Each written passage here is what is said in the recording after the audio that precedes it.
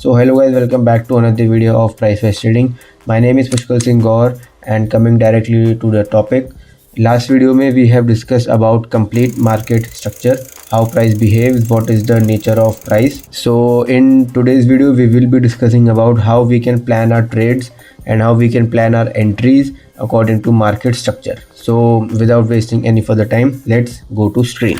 Okay so जो most common mistake people do is उन्होंने news में सुन लिया या किसी यूट्यूब की वीडियो या किसी फेसबुक की या इंस्टाग्राम की रील्स पे सुन लिया कि भाई कोई भी XYZ स्टॉक पिछले 5 दिन में 6% अप है या फिर 7% अप है।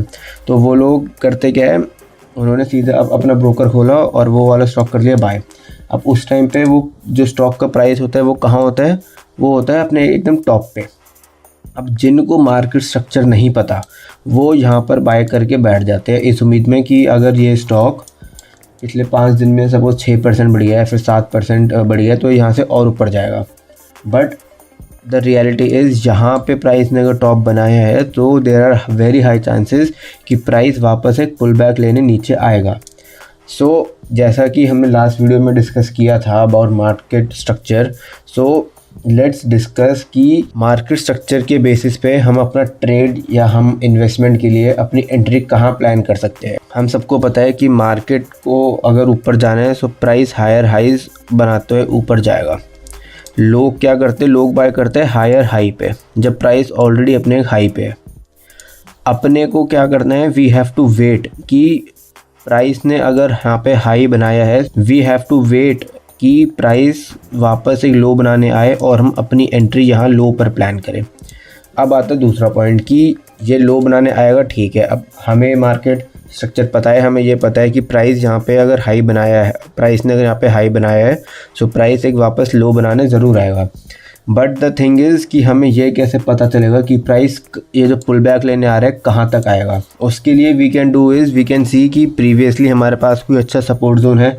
If yes so we can plan our entry on that support zone and if no so we can use Fibonacci retracement. Fibonacci के 0.5 या फिर 0.6 के लेवल के अराउंड अगर हमें कोई एंट्री मिल रही है so we can plan our trade. And same in case of bearish trend कि सपोज़ हमें ट्रेड प्लान करना है और हमें दिखाई दे रहा है कि पूरा ट्रेंड नेगेटिव है। जैसे सपोज़ कोई स्टॉक है वो यहाँ से गिरता हुआ आ रहा है, अब हमें दिखाई दे रहा है कि ये ट्रेंड है तो डाउन ट्रेंड में, लेकिन हमें इसमें शॉर्ट का ट्रेड प्लान करना है।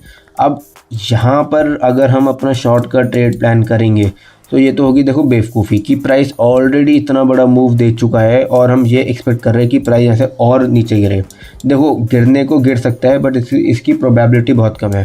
सो इट्स बेटर कि हम यहाँ बाय करने से अच्छा हम इसका एक पुल बैक का वेट करें, जहाँ पे जब प्राइस अपना एक लोअर हाई बनाने आएगा वहाँ कहीं अपनी एंट्री प्लान करें एंड उसके बाद ये जो मूव आएगा इसको हम राइड करें। सो अब ये पॉइंट पता लगाने के लिए वी कैन सी कि यहाँ पर कोई ऑलरेडी एग्जिस्टिंग रेजिस्टेंस है, अगर है तो वहाँ पर प्लान कर सकते हैं। Otherwise we can use Fibonacci retracement कि अगर हमें दिख रहा है कि और वहाँ पे कोई 0.6 या फिर 0.5 का जोन है तो we can plan our trade कि प्राइस वापस 0.5 या फिर 6 के जोन पे आए, यहाँ पे हम एक अच्छी एंट्री दे एंड उसके बाद हम ये ट्रेड अपना स्टार्ट करें।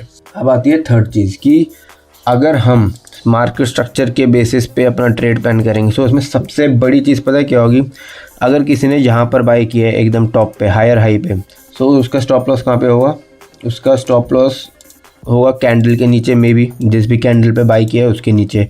अब यहाँ पे प्राइस ऑलरेडी हायर हाई में है तो इसके बहुत ज़्यादा हाई चांसेस है कि यहाँ पे इसका स्टॉप लॉस हिट हो जाए।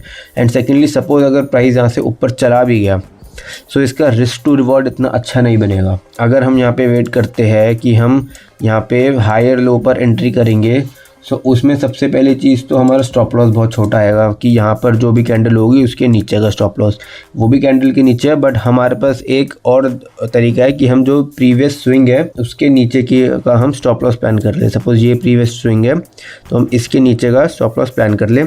एंड सेकेंड चीज़ यहाँ पे जो हमारा रिस्क टू रिवॉर्ड आएगा वो बहुत अच्छा हो जाएगा। यहाँ पे अगर हम 1:2 मिल रहा है तो मे बी यहाँ पर हमको 1:4 या 1:5 मिलने के चांसेस ज़्यादा है। सो अब इसको लाइव चार्ट में देखते हैं कि मार्केट स्ट्रक्चर में एंट्री कैसे प्लान कर सकते हैं।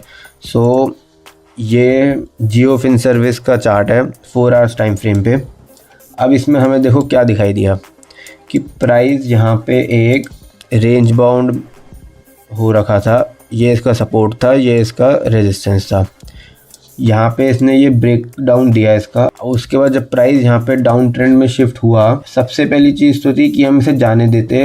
अब कुछ लोग यहाँ पे आके फोमो में लेते एंट्री इस कैंडल में या इस कैंडल में, और कुछ लोग यहाँ पर भी लेते। जिन्होंने यहाँ पर एंट्री लिया उनको तो स्टॉप लॉस हिट हो जाता।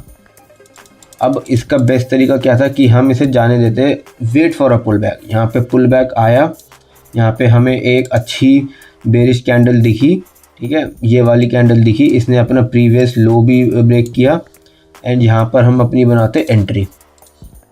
यहाँ एंट्री, ये स्विंग का हाई हमारा स्टॉप लॉस। एंड उसके बाद देखो रिस्क टू, चलो पूरा तो कैप्चर नहीं कर पाते, इतना भी कैप्चर करते तो भी 1:2.5 था। 4 आवर्स पे इतना risk to reward is good, क्योंकि ये आपका स्विंग ट्रेड होता। अगर आप ये ट्रेड ले तो आप मोस्ट प्रोबेबली इसका फ्यूचर्स शॉर्ट करते, तो फ्यूचर्स में 1:2.5 2.3 इज़ इनफ। अब इसके बाद आती है सेकंड चीज़, सपोज प्राइस ने ब्रेकआउट या ब्रेक डाउन दिया तो उस केस में कैसे एंट्री ले। उस केस में देखो सबसे बेस्ट चीज़ है कि कोई दूसरा स्टॉक लेते हैं। सो अब हमने खोला है ITC का चार्ट, 4 आवर्स का टाइम फ्रेम है। इसमें हमें क्या दिखाई दे रहा है, देखो इसमें हमें एक चीज़, सिंपल सी चीज़ दिखाई दे रही है कि ये इसका एक सपोर्ट जोन था। यहाँ पर प्राइस ने इसका ब्रेक डाउन किया। अब लोग करेंगे क्या, यहाँ पे जो ब्रेक डाउन दिया ये इस कैंडल के लो पर कर देते शॉर्ट कि भाई ब्रेक डाउन हो गया, चलो यहाँ पे लोग करते शॉर्ट। स्टॉप लॉस होता लोगों का यहाँ का, बिना रिस्क टू रिवॉर्ड मिले फिर बाद में जाके स्टॉप लॉस हिट हो गया। अब इससे बढ़िया क्या है कि आपने जो यहाँ पे एंट्री ली है ये वाला मूव मिस होने दो, उसका जब प्राइस वापस यहाँ पे आए उसके बाद अपनी एंट्री बनाओ। इसे हम प्राइस एक्शन की लैंग्वेज में रीटेस्ट एंट्री भी बोलते हैं, विच मीन्स कि सपोज़ ये एक रेजिस्टेंस जोन था, यहाँ से प्राइस आया, प्राइस ने ब्रेकआउट दिया। अब या तो दो तरीके, या तो आप इस ब्रेकआउट को यहाँ कहीं से ही एंट्री लेके इसको राइड कर रहे हो, otherwise the second and the best option is यहाँ से जो ये ब्रेकआउट आया इसको जाने दो, ये वाला जो मूव आ रहा है इसको जाने दो। जब प्राइस वापस यहाँ पर आए तब आप अपना ट्रेड प्लान करो। इसे हम बोलते हैं रीटेस्ट एंट्री, कि प्राइस ने जब जिस लेवल का ब्रेकआउट दिया उसको वापस आके जब टेस्ट करेगा हम अपनी एंट्री तब प्लान करेंगे। इसमें क्या है, आपका स्टॉप लॉस छोटा हो जाएगा और आपका रिस्क टू रिवॉर्ड बहुत बढ़िया हो जाता है और प्रोबेबिलिटी ऑफ विनिंग भी बहुत ज़्यादा हो जाती है। एक दो एग्जांपल और देख लेते हैं हम। यह है डॉक्टर रेड्डी का चार्ट 4 आवर्स टाइम फ्रेम पे। इस पे हमें ये दिखाई दे रहा है कि यहाँ पे चार्ट एक डाउन ट्रेंड में है। उसके बाद यहाँ पे जो चार्ट ने इसका ब्रेक डाउन दिया है इस लेवल का, इस कैंडल से इसने ब्रेक डाउन दिया है। अब लोग क्या करेंगे, इतनी बड़ी कैंडल से जो इसने ब्रेक डाउन दिया है यहाँ कहीं एंट्री लेंगे, स्टॉप लॉस लगाएंगे इस कैंडल के ऊपर। अब क्या हुआ, इसमें रिस्क टू रिवॉर्ड ख़राब, बहुत ही ज़्यादा ख़राब। स्टॉप लॉस हमारा इतना बड़ा हो गया, रिस्क मैनेजमेंट के हिसाब से इतना बड़ा स्टॉप लॉस रखने का कोई लॉजिक ही नहीं है। सो इससे बहुत ज़्यादा बढ़िया ऑप्शन है कि आप वेट करो प्राइस वापस ऊपर आए, इस लेवल को टेस्ट करें। तो ये जो लेवल को टेस्ट किया ये हमारा क्या हो गया, देखो ये इसने बनाया हाई, ये बनाया लो, ये बनाया हाई, ये हो गया हमारा लोअर हाई, ये बनाया इसने लोअर लो जो इसने ब्रेक डाउन दिया। अब जब वापस ऊपर गया तो ये क्या हो गया हमारा हायर लो, उसके बाद वापस से इसने बनाया लोअर लो। अगर आप यहाँ कहीं एंट्री प्लान करते तो आप ये पूरा मूव कैप्चर कर सकते थे। So the conclusion of this video is कि अगर price is bullish so either take entry on this point which is हमारा हायर लो, और अगर प्राइस इज़ बेरिश तो take entry on this point which is हमारा lower high. Never ever take entry on higher high and lower low, because इसमें according to market structure price already move दे चुका है। अब price ठंडा होने के लिए एक पुल बैक ज़रूर लेने आएगा, तो जब वो पुल बैक लेने आएगा हमें तब उस ट्रेड में एंट्री लेनी है, ना कि हमें टॉप पर एंट्री लेनी है। क्योंकि आप खुद सोचो, क्या ये चीज़ पॉसिबल नहीं है, कोई किसी ने यहाँ पर एंट्री लेके वो यहाँ पे अपना प्रॉफिट बुक कर रहा होगा। Obviously this is possible.